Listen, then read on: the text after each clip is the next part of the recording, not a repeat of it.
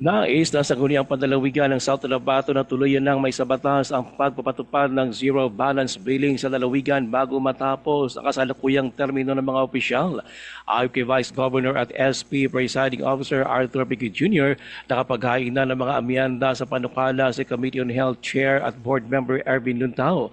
Pero ayon pa kay Pinggoy, may mga amendment pang na isinagdag si Board Member Cecil Dial.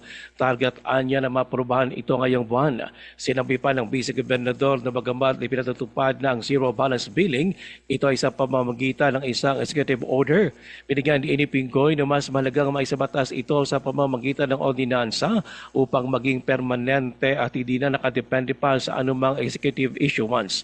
Dagdag pa niya, layo ng ordinansa na ma-institutionalize ang programa upang matiyak ang tuloy-tuloy na libreng serbisyong medikal para sa mga kwalipikadong residente ng South Cotabato magbago man ang administrasyon. Ay namin matani kung ma-approve ini earlier, kaya damo man mga provincial government or LGUs na gusto mag-benchmark dili. Pero ang mga ganito pagkanto nila, free hospitalization kita, zero balance billing, pero why kita ordinance, executive order lang ni. So ang aton i-institutionalize natin ini through an ordinance. Si South Cotabato Vice Governor Arthur Pinggoy Jr.